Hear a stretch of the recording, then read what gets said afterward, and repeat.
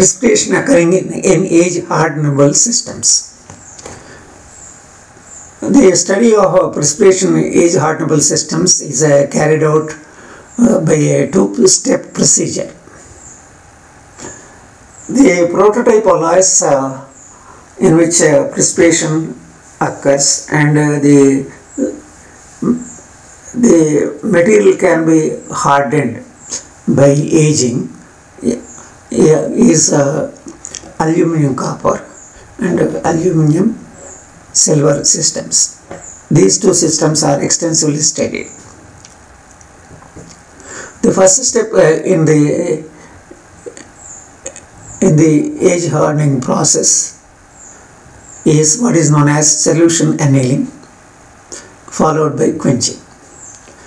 So if an alloy with composition aluminum 4% by weight is heated to a temperature of about 540 degrees Celsius, then all the copper will get into the salt solution to form a stable FCC alpha phase. If you quench this or rapidly cool this specimen to room temperature by putting it in water, then there is no time for any transformation to occur, so that the solid solution is retained largely unchanged at room temperature. However, this solid solution which is quenched is now supersaturated with the copper, and hence there is a driving force for precipitation of the equilibrium theta phase CuAl2. So this is the first step in the age hardening treatment. The second step is what is known as the aging. So the aging step can be what is known as natural aging. That means you allow the alloy to undergo structural changes at room temperature, or it can be an artificial aging, in which case the alloy is taken to a slightly higher temperature than room temperature, below about 180 degrees Celsius, so that precipitation can occur. However, it is found that the first precipitate that is nucleated out of the supersaturated alpha is not theta phase, but is a coherent copper-rich GP zone. So what is a GP zone? The GP zone is a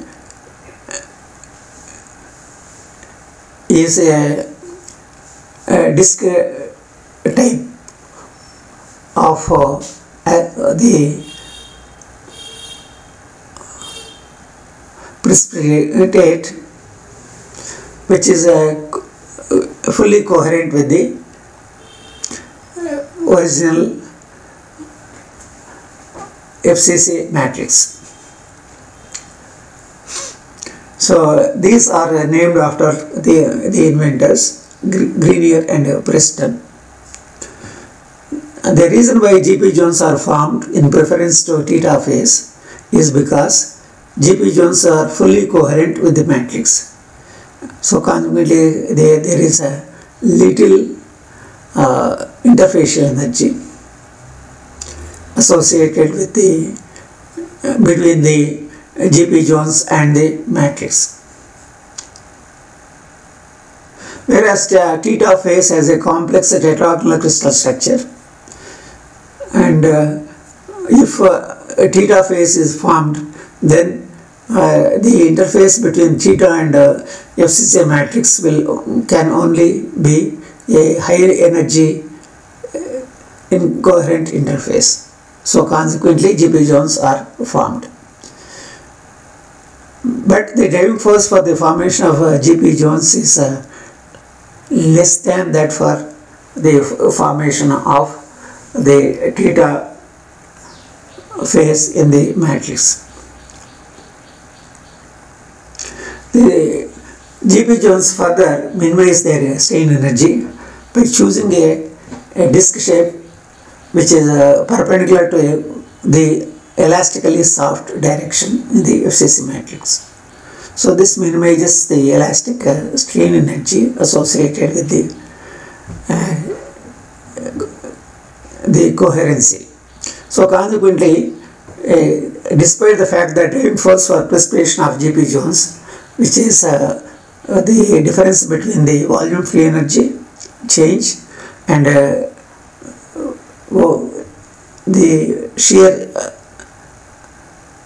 energy, strain energy associated with shear strain energy associated with the formation of G.P. Jones. This difference is the driving force. This driving force is less than for the equilibrium phase. So, but however, the barrier to nucleation, which is designated as delta G star, is still less. So, compared with the barrier for nucleation of theta phase in FCC. So consequently, Jones nucleate most rapidly. These Jones are about 2 atom layers thick and 10 nanometers in diameter, and with a spacing of about 10 nanometers. Microstructurally, the Jones appear to be homogeneously nucleated, and however, excess vacancies are thought to play an important role in their formation. When you quench, the vacancies are equilibrium defects. At higher temperature, there will be higher concentration of vacancies. So when solution anneal at the alloy at 540 degrees, so you have got certain number of vacancies. When you undercool them, you have got a lower equilibrium concentration of vacancies at room temperature or at the aging temperature. So there is a excess number of vacancies which are frozen in, and these excess vacancies play an important role in the formation of G.P. Jones. G.P. Jones are formed as the first precipitate during the low temperature aging of many technologically important alloys. Example, dilute aluminum zinc alloys, aluminum silver alloys, and then zinc rich and silver rich G.P. Jones are found. So in these cases, there is a very little misfit strain, and delta G star, that is the barrier for nucleation, is minimized by the formation of spherical Jones with a minimum interfacial energy.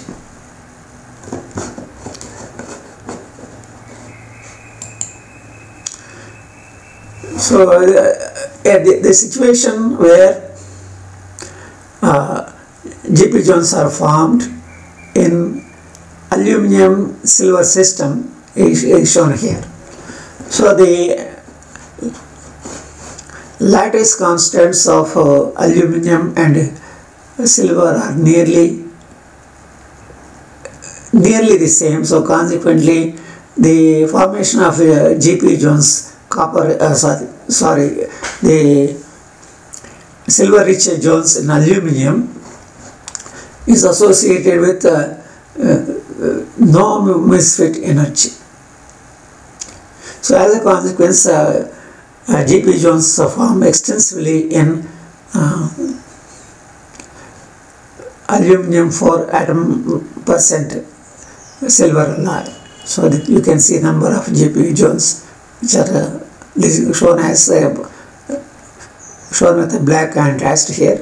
So number of them are formed in this alloy of aluminum 4 atom percent silver. Now transition phases. The formation of G.P. Jones is usually followed by the precipitation of so-called transition phases. There is a sequence of these phases which will form with respect to time over a length of time. In the case of aluminum copper alloys, the equilibrium theta phase is preceded by the formation of theta double prime and theta prime. The total precipitation sequence is as follows: alpha 0, this is the original FCC alloy which is at equilibrium containing say copper as a solute, and then this undergoes transformation to produce alpha 1 plus GP zones. So when GP zones are created, so the remaining FCC will have a copper concentration which is different from alpha 0. So consequently the FCC now is in equilibrium with the GP zones is designated as alpha 1. Similarly, we can also say that alpha 0 is the original saturated, supersaturated solid solution. Alpha 1 is the composition of the matrix in equilibrium with the GP zones. Alpha 2 is the composition in equilibrium with the theta double prime. And alpha 3 is the composition of FCC in equilibrium with theta prime. And finally alpha 4 is the composition of FCC in equilibrium with the equilibrium phase theta. Okay, so the figure shows here the schematic free energy diagram for the above phases. So the GP zones, this particular phase has got the higher energy compared with theta double prime, which has got a higher energy than theta prime, which again has got higher energy than equilibrium phase theta.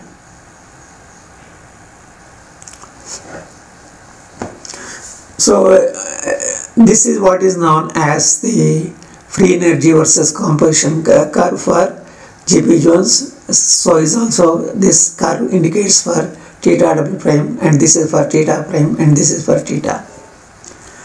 The free energy versus composition diagram for FCC alpha is designated by this.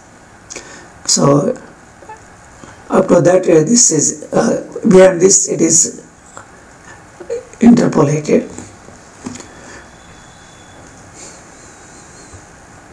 So this diagram here, the free energy is plotted as a function of solute concentration. So XCU is the mole fraction of copper in the aluminum copper alloy.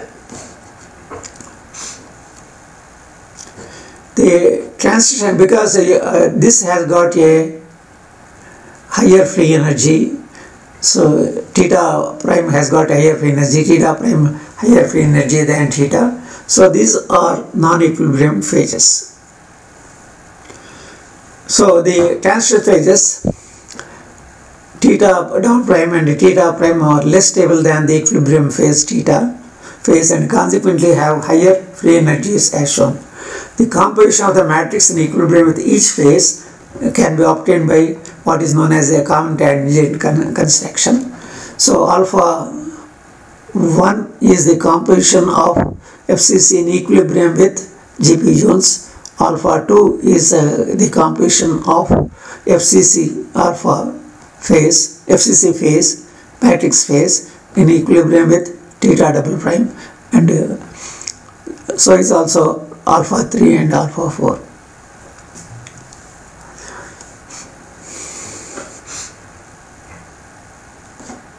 The free energy of the alloy undergoing the above precipitation sequence decreases as G0 to G1 to G2 to G3 and ultimately G4. So consequently system, by changing the equilibrium intermediate precipitate in a sequential fashion, the system is moving from a high energy configuration of supersaturated alpha phase to a two-phase structure consisting of alpha 4 and theta. Transition phase is formed because, like GP zones, they have a lower activation barrier for nucleation than the equilibrium phase. The lower activation energy barriers are achieved because the crystal structures of the transition phases are intermediate between those of the matrix and the equilibrium phase. In this way, the transition phases can achieve a high degree of coherence and thus a lower interfacial energy contribution to the energy barrier for nucleation. So consequently, you can see that the delta G for each for GP zone formation is given by this length, and for theta double prime is given by this, for d theta double prime is given by this, and then so this is the barrier for formation of alpha 1 plus the GP zones. This is the barrier for conversion of the structure containing alpha 1 plus GP into alpha 2 plus theta double prime. This is the energy barrier for conversion of alpha 2 plus theta double prime into alpha 3 plus theta prime. And then this is the energy barrier for conversion of alpha 3 FCC phase and theta prime to alpha 4 plus theta. So if at each stage the energy barrier is small, so consequently the transformation is occurring in a sequential fashion. If on the other hand, if the transformation has to occur directly from the separation of theta from alpha 0, then the energy barrier for nucleation is quite large. The equilibrium phase, on the other hand, usually has a complex crystal structure that is incompatible with the matrix and results in high energy interfaces and therefore high delta G star. So this diagram illustrates that the activation energy barrier to the formation of each transition phase is very small in comparison with the barrier against the direct precipitation of the equilibrium phase. So the total overall reduction in free energy as the supersaturated FCC phase, which is undercooled to room temperature, is the difference between G0 and G4. And the conversion of alpha 0 into alpha 1 plus GP takes place over a time interval up to somewhere up to that, and it is active. The conversion is active here in this intermediate temperature intermediate time interval, and it is the conversion is more or less not existent in this flat part of the curve. So this is true with respect to other conversions in the sequence.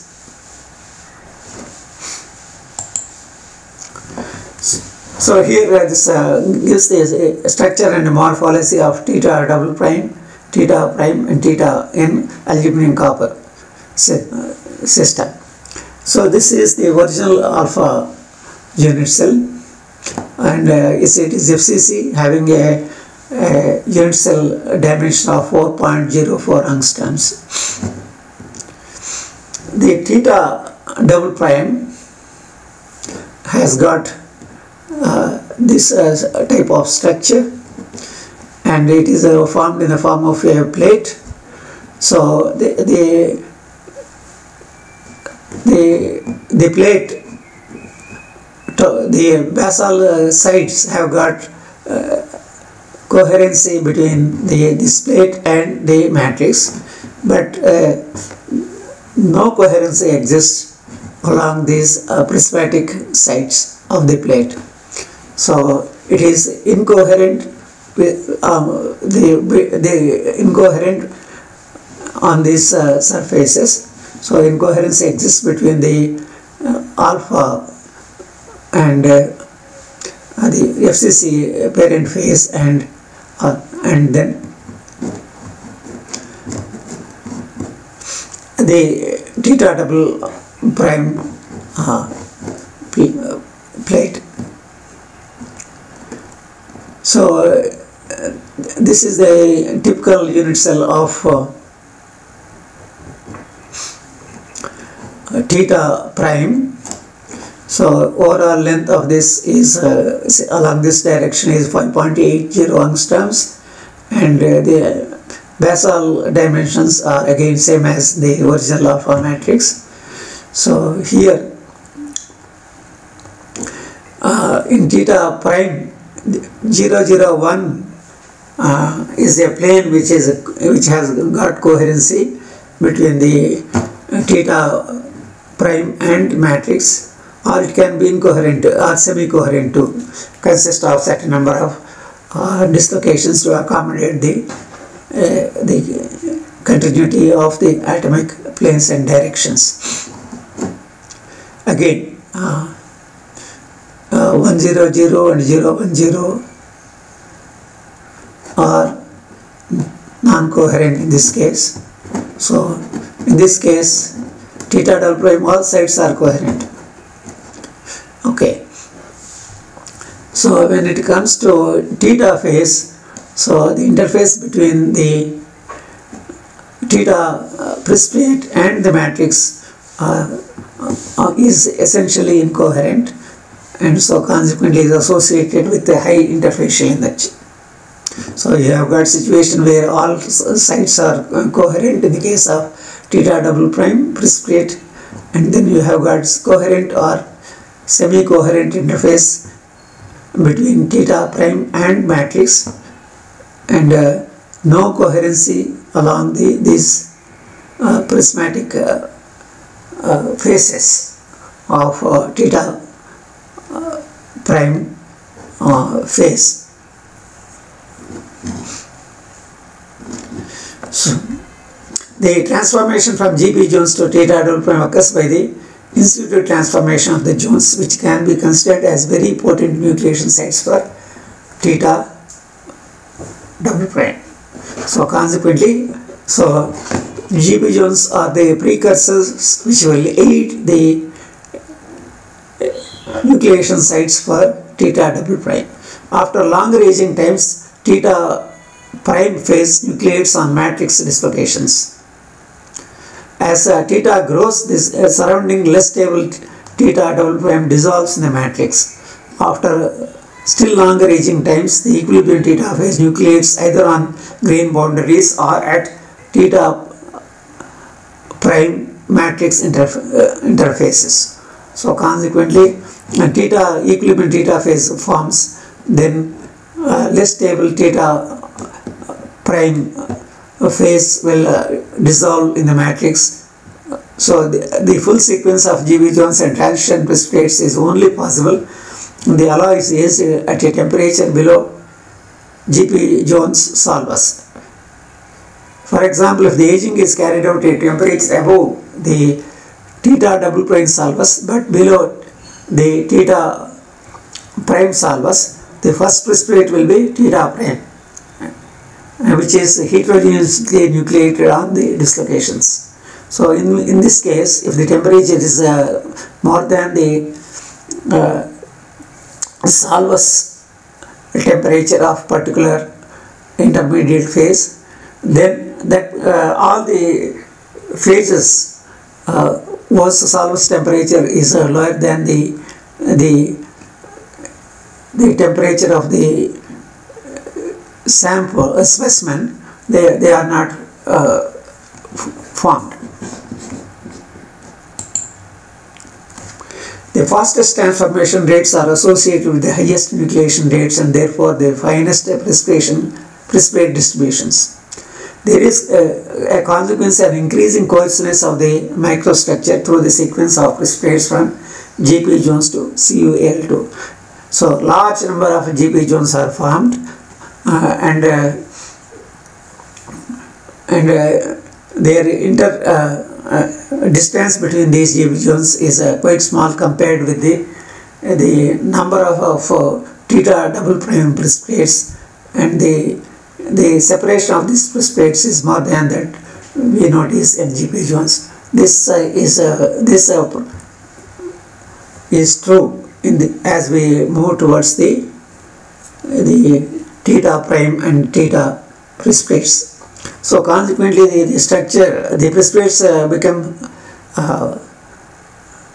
relatively larger, but their interprecipitate distance increases. So the structure becomes more coarse. So quenched vacancies play an important role. So here in this diagram you can quenched vacancies in they enhance the diffusion rates. So if the alloy is quenched from a different solution treatment temperature and aged at the same temperature, the initial rate of zone formation is highest in the specimen quenched from the highest temperature. If the quench is interrupted at an intermediate temperature so that a new equilibrium concentration of vacancies is established, then the rate of transformation is reduced. Reducing the rate of cooling from solution treatment temperature produces a similar effect by allowing more time for vacancies to be lost during the quench. So this diagram shows again the temperature regimes in which GP zones are formed, in which and GP zones are formed in this interval. So consequently, this is GP zones. The concentration of GP zones varies in different alloys is shown by this. So and this is the Salvus line of theta. This is the Salvus line of theta prime. This is the Salvus line of theta double prime, and so on and so on and so forth.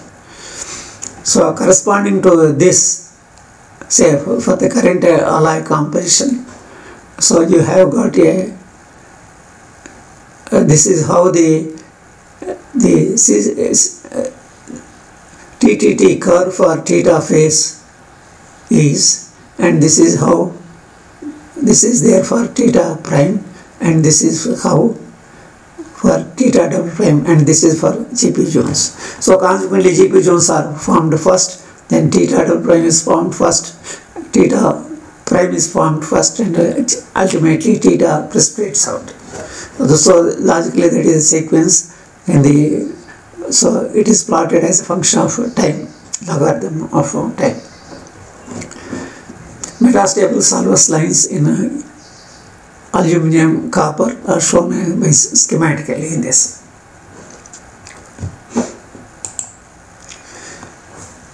So the precipitate free zones around the grain are formed around the grain boundaries in high strength commercial aluminum, zinc, magnesium, copper alloy is shown in this micrograph. So when precipitates are formed and then they grow, the surrounding matrix is depleted of the solute concentration. So consequently, this is what we can see here. Grain boundary precipitates are formed.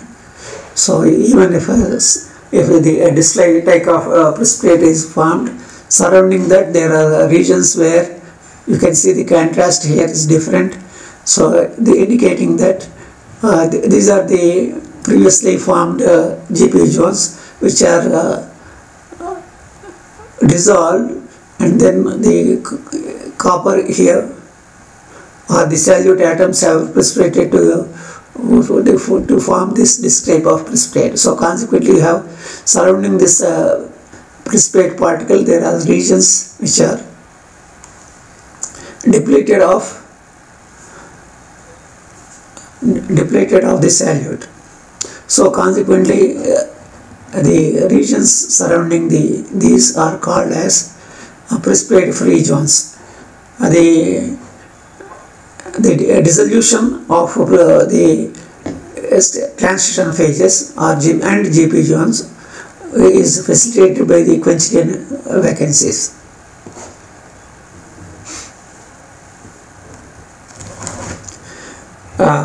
hardening. In alloy systems that show transition phase precipitation, great improvements in the mechanical properties can be achieved by suitable solution treatment and aging operations.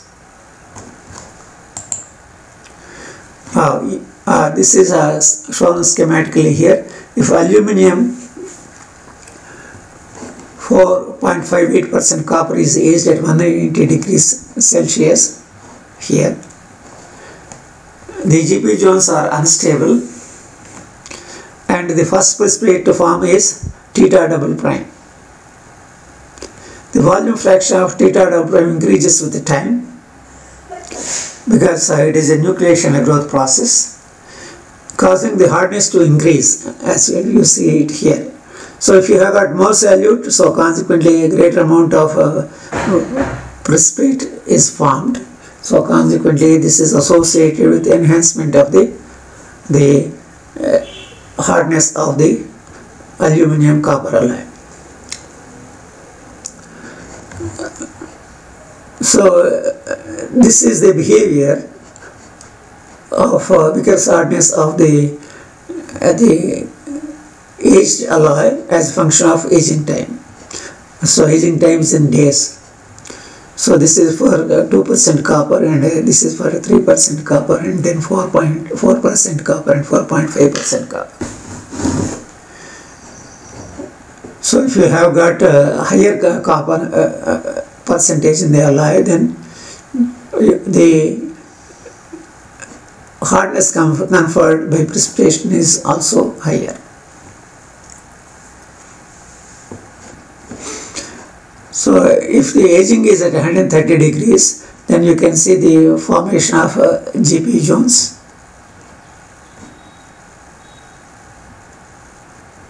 So GP zones are formed, then the precipitates theta double prime is formed and ultimately the theta prime is formed.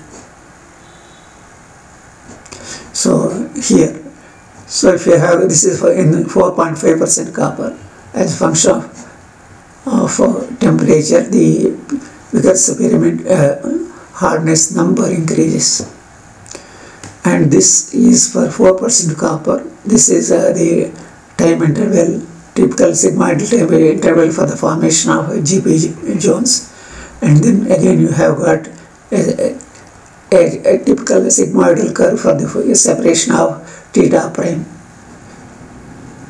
or theta double prime, and then beyond that again you have got the formation of theta equilibrium.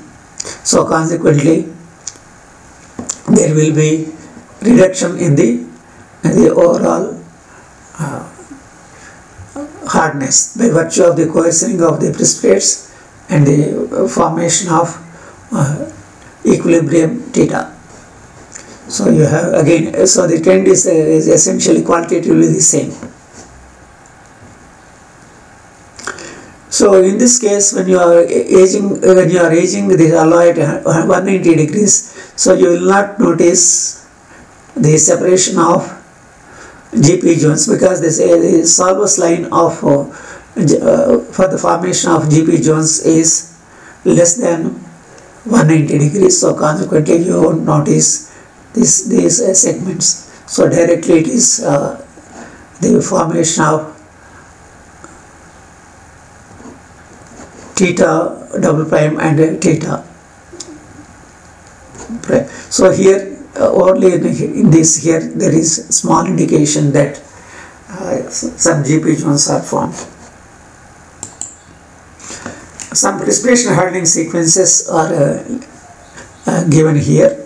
So the precipitates can be spheres, they can be discs or rods, or they can be in the form of laths, which is a elongated rectangular geometry, and then they can be discs. So GP zones, when the coherence is nearly 100%, the mismatch between the atomic planes right across is between the matrix and the precipitate is not there or very small, then the precipitates can exhibit, the GB zones can exhibit as spheres.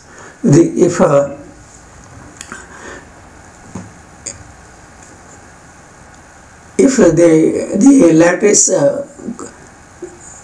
spacings do not match, as in the case of aluminum copper system, then the GP zone will be either in the form of a disc or rod, etc.